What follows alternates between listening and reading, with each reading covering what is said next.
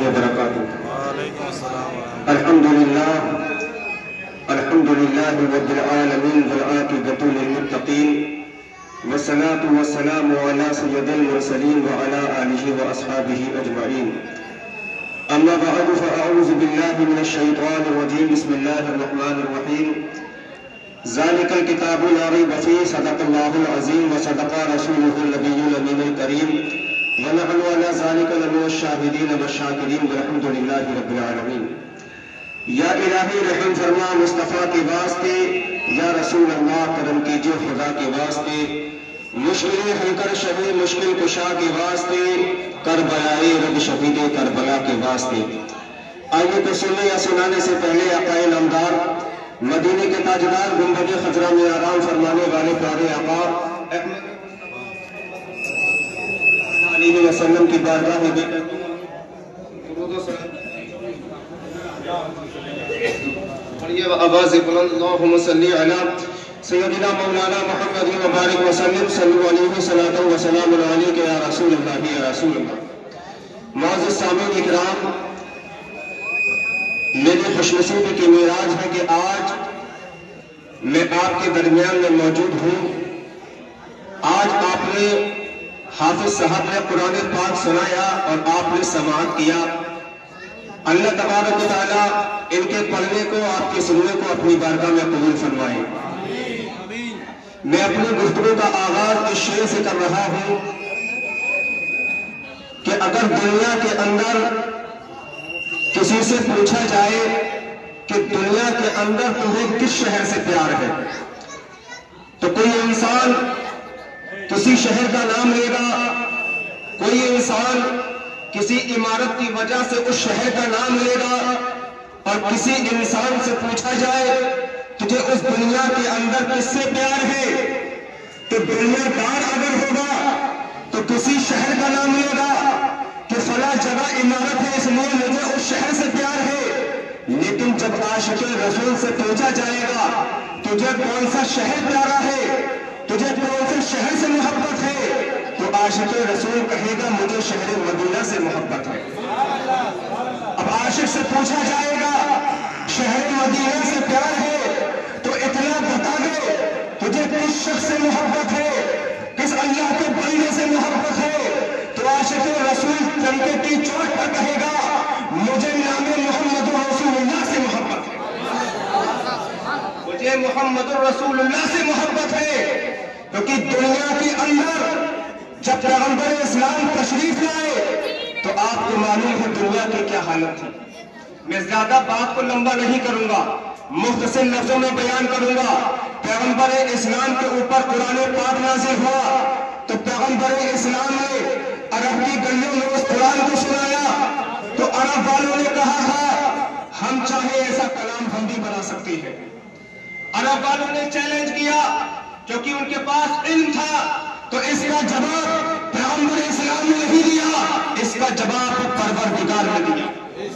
فرمایا محبوب اگر یہ جاننا چاہتے ہیں، اگر یہ کہتے ہیں کہ جیسا کلام ہم بھی بنا سکتے ہیں، تو ان سے کہہ دو ایک جیسی کتاب ہمارے سامنے لکھی آئے۔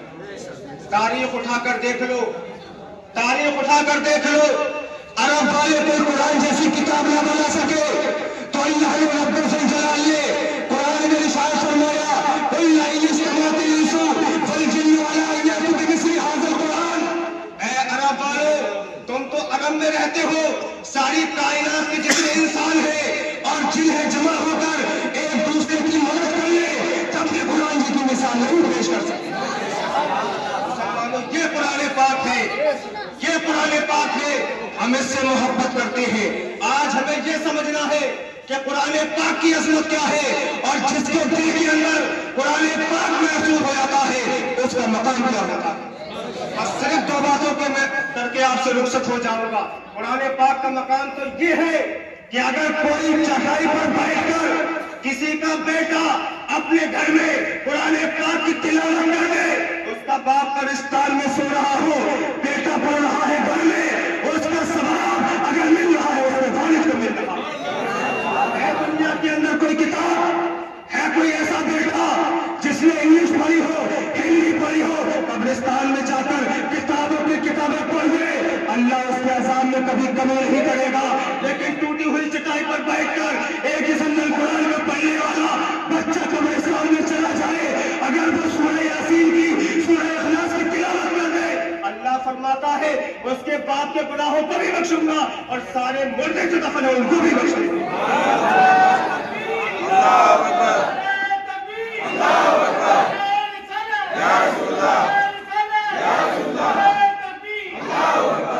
ये है कुरान पाक। मुख्तसर लफ्जों में समझ लिए, हमने समझ लिया कुरान पाक की अजमत क्या है। अब समझिए कुरान पाक जिसके दिल के अंदर महफूज होता है उसका मकाम क्या है। आप किसी कपड़े वाले की दुकान पर जाएं, आप एक कपड़ा खरीदें, एक कपड़ा खरीदने के बाद अपने घर पे आए, अपनी बेटी को करीब बुलाए और कहे बेटी ये कपड़ा मैं खरीद कर लाया हूं, इस कपड़े का कुरान शरीफ का जुज़दान बना।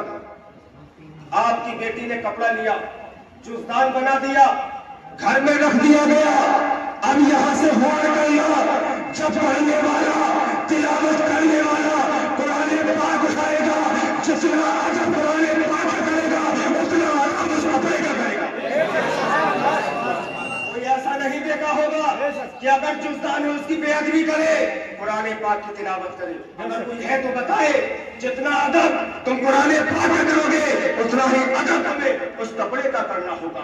वजह क्या है, जब ये कपड़े वाले की दुकान पर था कोई कीमत नहीं थी, जैसे ही कुरान पाक से लगेगा इसका मकाम भी बुलंद हो गया। कुरान पाक से लगाया करता है उसका मकाम बुलंद हो जाया करता है। बस यही से समझ लीजिए, एक कपड़ा जब कुरान पाक से लग गया उसका मकाम इतना बुलंद हो गया। और जिसके दिल के अंदर पूरे 30 पारे महफूज हो उसके मकाम का आलम क्या, उसके मकाम का आलम क्या होगा। उसका मकाम तो ये है, अगर तुम्हारा बाप किसी हॉस्पिटल में मौजूद है, डॉक्टरों ने जवाब दे दिया जा अपने बाप को ले जा, हमने सारी मेडिसिन कर ली है, हमने अपनी सारी डॉक्टरी दिखा ली है, अब इसको बचाने वाला कोई नहीं है, तो ये नौजवान कहेगा सारे दरवाजे बंद हो गए हो, एक दरवाजा खुला है, एक दरवाजा खुला है। डॉक्टर कहेगा वो दरवाजा कौन है, तो ये अल्लाह का बंदा कहेगा उस दरवाजे का नाम कुरान। अब मैं अपने बाप को घर लेकर जाऊंगा और अपने घर पे अपने बाप को ले जाने के बाद मदरसा मकबूल आम में टूटी हुई चटाई पर बैठकर कोई बच्चा कुरान की तिलावत कर रहा होगा, उस बच्चे को अपने घर लेकर आऊंगा, अपने बाप के करीब खड़ा करके कहूंगा बेटा यासीन शरीफ की तिलावत कर दे, अगर जिंदगी होगी अल्लाह शिफा दे देगा, होगी तो हाथ में ईमान पर ये है कुरान की ताकत। अगर जिंदगी होगी तो शिफा दे देगा और मौत का हुक्म होगा तो हाथ में ईमान पर हो जाएगा। कुरान पाक की तिलावत ताकत है। और जब कुरान पाक को अपने सीने में जो महफूज कर लिया करता है, मुसलमानों उसका मकाम इतना बुलंद होता है, वो चलता जमीन पर है, लेकिन रब्बे सुल जलाल इंसान फरमाता है ऐ दुनिया वालों बज़ाहिर तो ये जमीन पर चल रहा है, लेकिन इसके कदम फरिश्तों के पैरों पर हुआ करता है। कुरान पाक सीनों में महफूज कर लिया करते हैं। मुसलमानों एक वाकया कहकर आपसे रुखसत हो जाऊंगा। कुरान पाक का मकाम कितना बुलंद है। एक शख्स था, बहुत ही बड़ा गुनाहगार था, शराब पीता था। जब उसका इंतकाल हुआ लोगों ने मना कर दिया हम इसको हाथ नहीं लगाएंगे। घर वालों ने जब उसे दफन किया, दफन करने के बाद वापस लौट रहे थे, देखते क्या है कि उसकी कब्र से खुशबू आ रही। लोग हैरत में पड़ गए, ये तो शराबी था, गुनाहगार था, खताकार था, सियाकार था, मस्जिदों से दूर था, कुरान पाक से दूर था, इसने ऐसी कौन सी नेकी की है जो इसकी कब्र से खुशबू आ रही। लोगों ने मशवरा किया इसके दरवाजे पर पूछा जाए, इसकी बेटी मौजूद है, उससे पूछते हैं कि ऐसी कौन सी नेकी थी तेरे बाप की जो हमने तेरे बाप को जमीन के अंदर दफन किया, अल्लाह इतना राजी हुआ कि तेरे बाप की कब्र से खुशबू आ रही है। जब इसके दरवाजे पर पहुंचते हैं, बेटी से मालूम करते हैं, तो बेटी बताती है मेरा बाप शराब पीता था, सारा दिन शराब के नशे में रहता था, लेकिन जब रात की तन्हाई आती थी सारा आलम सो जाता था, मेरा बाप वुज़ू करता था, मेरा बाप वुज़ू करता था, اور اس کمرے کا دروازہ کھولتا تھا جس کمرے کے اندر قرآن پاک رکھا ہوتا تھا. اس قرآن پاک کو اٹھاتا, اسے کھولتا تھا, چونتا تھا اور پڑھنا نہیں جانتا تھا, صرف ہاتھ دھو کر کہتا تھا اے میرے پروردگار میں نہیں جانتا یہ کیا لکھا ہے, لیکن اتنا جانتا ہوں جو لکھا ہے وہ سچ لکھا ہے. میرے پروردگار میں نہیں جانتا کہ کیا لکھا ہے, لیکن جو لکھا ہے وہ سچ لکھا ہے. لوگوں نے سمجھ لیا یہی ادا تھی جو اللہ کو پسند آ گئی. یہ گناہگار تھا, اللہ نے بخش دیا, اس کو جنتی کر دیا.